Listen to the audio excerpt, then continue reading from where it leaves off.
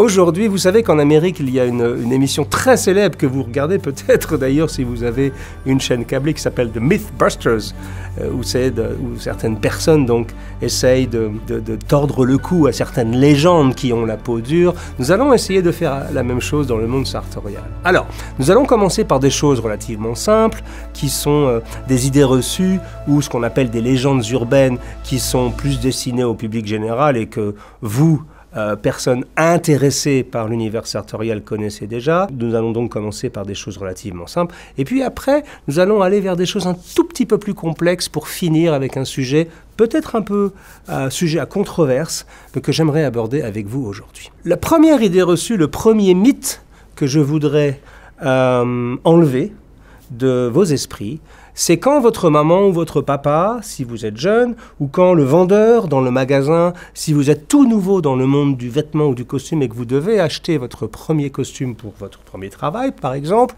c'est lorsqu'un vendeur vous dit « Ah monsieur, si vous achetez votre premier costume, achetez un costume noir ». C'est étrange d'ailleurs, parfois la vie nous joue des tours, puisque je suis en train de vous expliquer qu'il ne faut surtout pas acheter un costume noir comme premier costume, au moment même où je viens juste moi de faire l'acquisition chez Chiffonelli, mon tailleur, de mon premier costume noir. Donc je suis en train de vous dire qu'il ne faut surtout pas acheter un costume noir au moment où je viens de faire en grande mesure le premier costume noir de ma vie. Bon, je pense que j'ai acquis une maturité sartoriale suffisante pour pouvoir maintenant trouver les occasions en dehors des funérailles pour porter élégamment un costume noir. Mais là où je veux en venir aujourd'hui, c'est que si quelqu'un vous dit, que ce soit votre famille, et encore pire, un vendeur dans un grand magasin, qu'il vous conseille d'acheter un costume noir, parce que beaucoup de gens ont encore cette croyance que le costume noir est un basique dans une garde-robe, je pense que c'est un mythe, puisqu'un costume noir est extrêmement compliqué à porter, extrêmement compliqué à marier avec une chemise ou une cravate, et vous réduit le champ des possibles en termes de souliers, puisqu'évidemment, porter des chaussures marron avec un costume noir, c'est immédiatement une catastrophe sartoriale. Donc, à retenir ce mythe qui est complètement erroné, ne jamais acheter un costume noir comme premier costume. Je ne dis pas de ne pas acheter de costume noir durant toute votre vie, je dis juste que dans vos 5 ou 6 premiers achats, il est inutile d'acheter un costume noir. La deuxième idée reçue, le deuxième mythe, la deuxième légende urbaine à laquelle je voudrais mettre fin aujourd'hui, c'est, j'ai été moi-même sujet à ce genre de remarques, c'est toujours porter des chaussettes soit noires, soit grises, et jamais rien d'autre. Alors ça, c'était peut-être vrai dans les années 80, à l'époque où l'industrie de la chaussette était extrêmement conservatrice, et en gros, vous aviez le choix entre des chaussettes noires, des chaussettes grises ou des chaussettes blanches, qui étaient évidemment complètement à bannir lorsque vous portez le costume ou une belle veste. Mais aujourd'hui, avec des entreprises comme Mes Chaussettes Rouges, par exemple, nos amis de Mes Chaussettes Rouges, que beaucoup de gens connaissent, qui sont des gens formidables, que je salue au passage, adorables. Ça fait 8 ans, je crois, qu'ils ont ouvert leur magasin. Ils sont devenus l'un des acteurs les plus importants dans le monde de la chaussette de luxe au niveau international.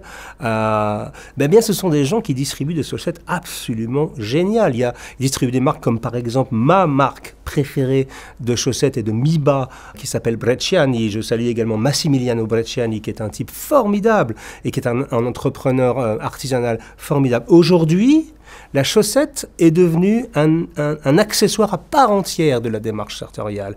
Et vous seriez surpris à quel point une belle paire de chaussettes sympathique, avec des motifs particuliers, avec des matières particulières, avec des couleurs particulières. Aujourd'hui, porter des chaussettes noires ou des chaussettes grises constamment, c'est une erreur. Et vous vous privez d'une joie. Et d'ailleurs, vous seriez très surpris lorsque vous allez mettre des très belles chaussettes qui vont donner une petite touche d'originalité à une tenue parfois austère, parce que si vous portez un costume bleu pour aller à un business meeting, on ne vous en voudra pas, mais ajoutez une petite touche avec une paire de chaussettes. Je ne parle pas de porter des chaussettes avec Bugs Bunny ou Donald Duck dessus, je parle de vraies belles chaussettes, de vrais beaux mi-bas avec des motifs très intéressants et des couleurs, même si elles sont un peu flashantes, c'est très agréable. Vous seriez surpris le nombre de fois que les gens vont vous dire « Oh, j'adore vos chaussettes ». Parce que les chaussettes, ça se voit plus que vous l'imaginez. Donc, le mythe consistant à dire « Ne portez que des chaussettes noires ou que des chaussettes grises » est à bannir de votre vie. Faites-vous plaisir avec des belles paires de chaussettes, notamment chez nos amis de mes chaussettes rouges. Le troisième mythe, la troisième idée reçue, à laquelle j'aimerais définitivement tordre le cou, là aussi, je m'adresse plus au public en général, qui n'est pas encore complètement à l'intérieur de notre petit monde de sartorialistes et pas encore complètement happé par cette passion qui nous anime tous, qui consiste à dire que le costume croisé est fait pour les gens âgés, ou qu'un costume croisé, ça vous rend tout de suite plus vieux. C'est fait pour les vieux businessmen un peu bedonnants. Cette image des années 80, oui, du businessman, de l'agent d'assurance du banquier, un peu bedonnant, un peu grisonnant, qui essaye de boutonner tant bien que mal son costume croisé, cette image est depuis fort longtemps révolue. Enfin, ouvrez les yeux, chers amis, aujourd'hui, un beau costume croisé que vous pouvez même acheter de plus en plus en prêt-à-porter chez notre ami Thomas Pini, par exemple, chez Pini Parma à Paris, qui fait des costumes croisés formidables à un tarif extrêmement accessible, que vous pouvez trouver chez Suit Supply, chez Bodji, chez d'autres marques. Vous n'avez pas besoin d'aller forcément en grande mesure ou même en demi-mesure pour avoir aujourd'hui un beau produit en costume croisé. Ouvrez les yeux et voyez qu'un costume croisé, au contraire, ça ne fait pas vieux, au contraire, c'est une déclaration de style immédiate. La seule chose que je vous demande de bien retenir et sur laquelle je vous demande d'être très attentif, c'est la coupe. Autant un costume croisé bien coupé va tout de suite vous faire sortir du lot, va tout de suite vous rendre plus charismatique, va tout de suite faire que vous allez vous sentir plus à votre aise et presque plus puissant, au meilleur de vous-même. Mais en revanche, s'il est mal coupé, un costume croisé devient une immédiate catastrophe. Ça en est presque risible. Moi, j'ai vu des gens porter le costume croisé parce qu'ils avaient vraiment envie de le faire, mais un costume croisé mal coupé, ça fait comme une jupe devant, et le surplus de tissu sur le devant du corps est absolument à éviter, surtout si vous avez un tout petit peu de volume à ce niveau-là. Donc ça, c'était la troisième idée reçue, le troisième mythe auquel je voulais tordre le cou. Le quatrième mythe, qui pour moi, là, on rentre plus dans le monde des gens déjà un peu éduqués, un peu passionnés, qui ont été un peu happés par la passion sartoriale, c'est de dire que voir quelqu'un avec des boutonnières de manches fonctionnelles, ça veut dire que cette personne porte un costume en grande mesure ou à tout le moins en demi-mesure parce que les boutonnières sont fonctionnelles. Erreur fatale. Pourquoi ? Parce que de nombreuses personnes ont très vite compris que les boutonnières, ça s'ouvre. Et que parfois, quand on a acheté un costume en prêt-à-porter, eh bien, il était, à l'époque, on prêtait peu attention à ce genre de choses. Et aujourd'hui, avec le développement de la culture sartoriale, beaucoup de gens font ouvrir les boutonnières de leurs manches. Et ils ont tendance à un peu surjouer, c'est-à-dire à toujours avoir 2 ou 3 boutons ouverts.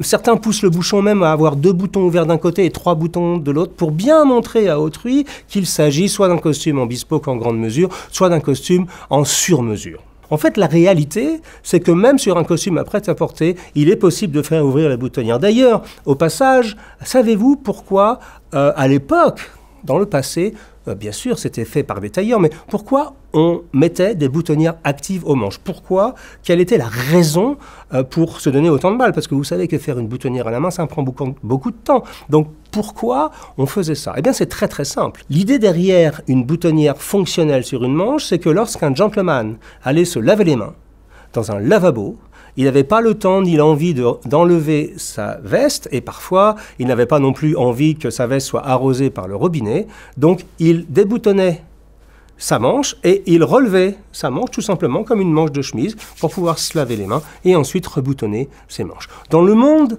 des gens qui sont en grande mesure en bespoke, généralement on évite de déboutonner le bouton d'une manche parce que on le sait que de toute façon, ce sont des boutonnières actives. Vous comprenez donc, on est toujours un tout petit peu entre deux mondes, c'est-à-dire la discrétion et l'envie de montrer qu'on sait. Mon conseil, c'est qu'il n'y a aucun mal à faire ouvrir des boutonnières, comme il n'y a aucun mal à ajouter une boutonnière milanaise sur votre revers, parce que c'est très joli. Mais ne surjouez pas le fait que vous avez des boutonnières ouvertes, parce qu'au bout d'un moment, ça peut devenir un tout petit peu too much, comme on dit en anglais. La dernière raison pour les boutonnières actives également étant bien sûr le fait de pouvoir porter de manière plus aisée des boutons de manchette. La cinquième idée reçue, qui alors là, une idée reçue plus du grand public, parce que j'espère, je pense, que la majorité d'entre vous savent déjà qu'il ne faut jamais, jamais porter une cravate et une pochette assorties. Alors, je vois encore dans certains magasins, je vois encore même dans certains magazines, je vois encore même dans certaines vitrines, ça me fait mal aux yeux, des gens qui font la promotion comme si c'était le dandysme ultime de porter une cravate et une pochette assorties, c'est-à-dire exactement soit du même motif, soit encore pire, de la même couleur. Du même motif, c'est jouable, de la même couleur et exactement du même tissu, c'est complètement injouable. Je pense que s'il y a une chose à éviter, c'est celle-ci. Ne jamais coordonner votre cravate avec votre pochette. Mieux vaut ne pas porter de pochette plutôt que de coordonner, puisque tout de suite, les gens vont se rendre compte que vous essayez de faire des efforts pour être élégant, ce qui n'a rien de mal à faire des efforts, mais vous allez attirer l'attention sur quelque chose qui n'est pas exactement ce vers quoi vous voudriez attirer l'attention, qui est plutôt votre personnalité et le fait que vous soyez élégant. Donc, absolument évitez, s'il vous plaît, messieurs, de coordonner votre pochette avec votre cravate. Le monde de la pochette, le monde du mouchoir en général, on a la maison Simoneau Godard en France, une maison formidable animée par Benjamin Simoneau et sa femme Gersande, qui sont des gens formidables, qui sont des amis, qui font les plus beaux mouchoirs au monde selon moi, ont un choix extraordinaire de mouchoirs, et vous verrez que dans le monde du mouchoir, quand vous commencez à rentrer dans ce sujet-là, vous allez voir que c'est un monde assez fascinant, parce que parfois, quand vous regardez un mouchoir de poche ou une pochette sur un étalage qui vous plaît, n'achetez jamais une pochette en le regardant simplement dans la vitrine. Essayez-la toujours. Parce que vous allez être surpris que parfois, une pochette d'une couleur complètement improbable peut marcher avec une cravate d'une couleur complètement différente. Donc, pour une pochette, toujours l'essayer, mais jamais, jamais la coordonner avec votre cravate. Nous allons maintenant aborder un sujet qui va peut-être choquer certains d'entre vous, ou plus exactement, qui va aller un peu à l'encontre des quelques certitudes que nous avons tous dans le monde sartorial. Depuis que j'ai créé Parisian Gentleman, ça fait maintenant 10 ans, vous vous rendez compte, 10 années de travail dans le monde sartorial. J'ai souvent été l'un des premiers à citer Yves Saint Laurent ou Coco Chanel ou d'autres personnes. D'ailleurs, il y a une citation qui dit la mode passe et le style reste, ou la mode s'évanouit et le style est éternel. Ce genre de phrase a tellement été souvent usité qu'on ne sait même plus exactement qui l'a dit. Est-ce que c'est Dior? Est-ce que c'est Yves Saint Laurent? Est-ce que c'est Coco Chanel? C'est peut-être les trois, d'ailleurs, en l'occurrence. Et c'est quelque chose qui a été repris par beaucoup de gens, dont votre serviteur. J'ai moi-même énormément utilisé ce genre de citation pour expliquer à quel point j'avais horreur de la mode et qu'on me dicte ce que j'allais porter la saison suivante parce qu'un designer avait décidé que c'était les petits carreaux ou les grosses rayures qui étaient maintenant la mode pour la prochaine saison. Mais d'un autre côté, j'ai aussi beaucoup milité sur le fait que le style était quelque chose qui était timeless, intemporel, comme on dit en français, timeless en anglais, qui était même éternel. Aujourd'hui, avec le recul, avec presque 15 ans de passion sartoriale, je suis dans l'obligation de remettre un tout petit peu en question cette phrase. Pourquoi? D'abord, d'un point de vue historique, dire que le style est éternel, c'est une aberration. Prenez par exemple l'époque de la Renaissance italienne, quand notre ami Baldassare Castiglione a écrit le livre du courtisan qui a donné naissance à la fameuse sprezzatura. Vous vous rendez compte que donc on est au XVIe siècle. À cette époque-là, les gens portent, enfin les gens du monde, les gens qui sont courtisans, les gens qui sont élégants, portent en grande partie des perruques, des talons hauts, des pantalons bouffants, des jabots. Je ne pense pas qu'aujourd'hui on peut dire que ce style a survécu. Donc le style n'est pas éternel. Charles Baudelaire a dit que certains éléments étaient éternels et que la définition même de la modernité, j'ai souvent eu l'occasion de m'exprimer sur le sujet, la modernité c'était cette capacité à garder les quelques éléments qui étaient éternels dans tout ce qui était transitoire, parce que tout est transitoire.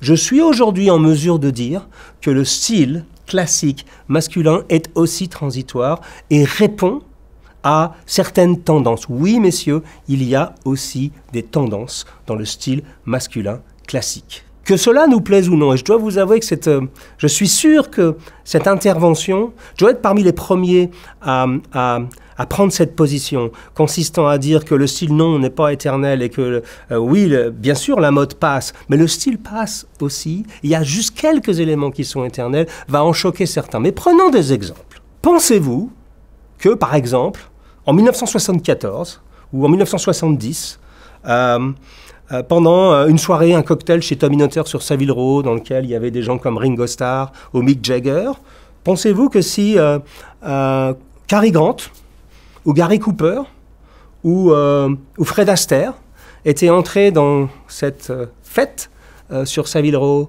avec leurs habits des années 30-40, avec leurs costumes croisés, avec leurs gilets, au milieu des gens qui avaient à l'époque des revers complètement surdimensionnés, avec des pantalons pattes d'éléphant, avec comment on dit, des motifs très criards. Pensez-vous que Ringo Starr puisse dire à Cary Grant, excusez-moi, hein, c'est un peu un twist que je fais au niveau historique, que oh, ce gars, il est vraiment formidablement élégant et son style est intemporel. Non, je pense qu'il aurait plutôt dit, il s'habille comme mon grand-père.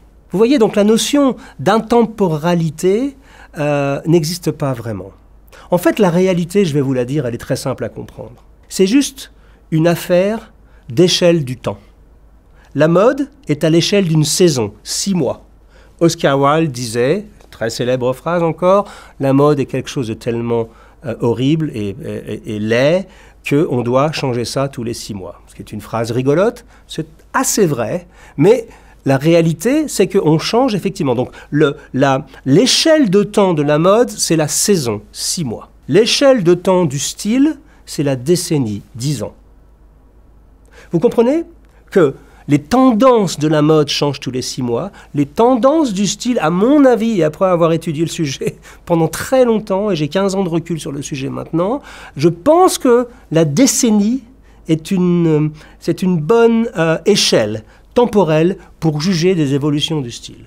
Prenons encore des exemples. Lorsque j'ai commencé, moi, à m'intéresser à l'art sartorial, à tout ce qui était tailleur sur mesure, bottier sur mesure, je me souviens qu'à l'époque, vers 2007-2008, avant que je crée Parisian Gentleman, le mouvement, c'était de se dire « Ah, on va commencer à faire monter un peu l'écran des revers. Hein, vous voyez, le cran du revers, on a commencé à le faire monter, ce qui était d'ailleurs extrêmement profitable pour les gens de petite taille, parce que le plus vous montez votre revers, le cran du revers, le plus vous allongez votre silhouette. Donc rien à dire sur ce sujet-là. Le problème, c'est qu'on est allé un peu loin. Et dans les années 2010-2011, j'ai moi-même eu certains costumes dont l'écran était tellement haut qu'ils arrivaient presque sur l'épaule. Donc on arrivait à un certain excès. Aujourd'hui, depuis 5 ou 6 ans, on a l'impression qu'on est tous revenus à quelque chose de plus raisonnable. Et l'écran ont tendance à revenir un tout petit peu plus bas, à quelque chose qui ressemble plus à un costume des années 40 et 50.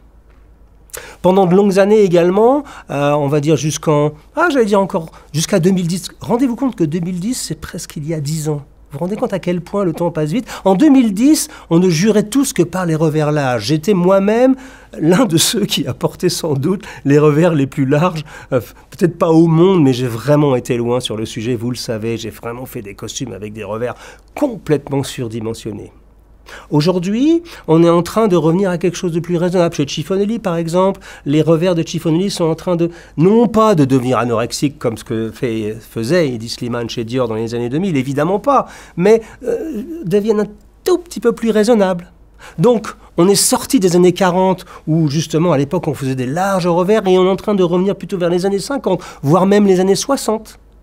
les vestes ont tendance à se raccourcir un peu, évidemment pas à l'excès pour montrer complètement votre fessier comme chez certains créateurs de mode, mais on fait des vestes un tout petit peu plus courtes pour donner un tout petit peu plus de longueur et modifier un peu les proportions. Donc vous comprenez que les tendances, tout ça est un cycle.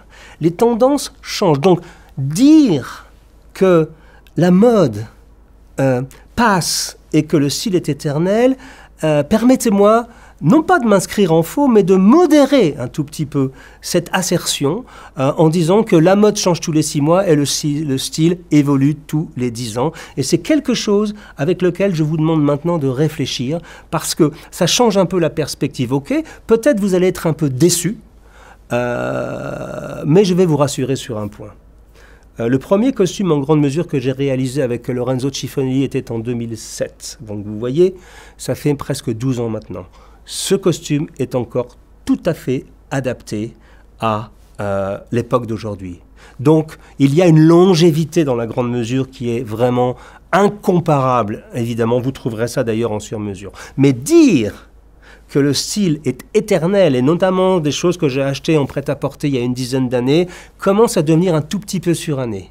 Donc je voulais juste donner vous donner un peu de matière à penser sur ce sujet et pondérer un tout petit peu cette relation un peu je t'aime moi non plus entre la mode et le style. Tout ceci est une affaire de goût, tout ceci est une affaire d'éducation, et je pense que s'il y a 2-3 choses qui sont éternelles, nous devons accepter le fait que nous sommes perméables à certaines tendances. En résumé sur ce point précis, et sans faire injure à un de mes amis qui a un blog célèbre à Londres, le style permanent est un peu un abus de langage. Je ne pense que rien n'est permanent et que le style évolue tout au long de la vie. Et même je pense que votre style personnel évolue et que nous sommes perméables à certaines tendances. Le dernier point que je voudrais aborder, qui est toujours un peu sur le même sujet, c'est j'ai été le premier à dire, à crier très fort, à fanfaronner, à vraiment hurler même, partout, à écrire sur Paris Gentleman, dans certains journaux, à donner des interviews en expliquant que la mode, cette chose un peu dégoûtante, était quelque chose de collectif. C'est-à-dire qu'on s'habillait, on suivait la mode en troupeau, alors que le style était quelque chose de complètement personnel et que ça nous permettait de sortir du lot parce que nous avions la capacité de remettre la main sur notre style personnel et de développer un style qui nous est propre sans suivre les dictats des designers de mode. C'est vrai, à 95%. Cependant, il nous faut aussi, et c'est quelque chose que j'aimerais partager avec vous pour vous donner un peu de matière à penser sur le sujet, il serait illusoire de dire que le style est complètement personnel. J'ai été moi-même influencé par des gens du passé, par des gens du présent, par des gens du Pitti Uomo. Combien de gens ont été influencés par notre ami Lino Ieluzzi, que je salue, qui est une figure du Pitti Uomo et qui a influencé une génération de gentlemen par sa capacité à marier les couleurs et par sa liberté à marier des magnifiques manteaux avec des costumes croisés, etc. Donc ça veut dire que même si le style est quelque chose de personnel, ne nions pas le fait que nous sommes influencés par ce que nous voyons. Et a fortiori, nous sommes influencés par les réseaux sociaux. Avec Sonia, c'est notre travail. Nous avons essayé un jour de faire le compte de combien de costumes et de vestes nous regardions par jour. Parce que vous comprenez que c'est notre métier avec Sartorial Talks, avec Paris Gentleman, avec les livres que l'on écrit. On doit constamment prendre le pouls de ce marché, voir ce qui se passe. Eh bien, avec cette avalanche d'images, il est impossible de dire qu'on n'est pas influencé. On va essayer de trouver le même état d'esprit que sur une personne qu'on aime bien, où on a vu une photo avec un gilet qui nous a inspiré. Donc cette idée que le style est complètement personnel et que vous êtes le créateur de votre propre style est une demi-vérité ou un demi-mensonge. Je pense que l'on est perméable aux influences, fort heureusement, et qu'en réalité, quand on crée son propre style, on peut être co-créateur de son propre style, mais on a tendance aussi à imiter d'autres gens, et c'est le cas dans le monde sartorial. J'ai moi-même imité certaines personnes que j'admirais afin de me forger un style qui m'était plus personnel. Rien de mal à ça. Je voulais juste mettre un tout petit peu de, de modération dans ce genre de phrases et de vérités toutes faites. Parce que je pense plus que jamais que le chemin sartorial n'est pas une science, c'est quelque chose qui évolue. On doit rester perméable à son époque. Et le fait de dire que le style est éternel est quelque chose qui, limite votre horizon. Ne vous limitez pas, surtout pas. Je ne veux pas dire par là qu'il faut que vous deveniez demain matin un fashionista et que vous soyez perméable à la dernière tendance de mode. Non, je dis simplement que ne soyez pas, n'ayez pas honte si vous avez envie de copier quelque chose que vous avez vu et qui vous plaît. Et surtout, prenez de l'inspiration sur Sartorial Talk, sur Parisian Gentleman, sur tous les blogs, chez nos collègues, au Petit Bemo, parce que c'est quand même ça, la joie du beau vêtement et la joie de s'habiller de manière élégante.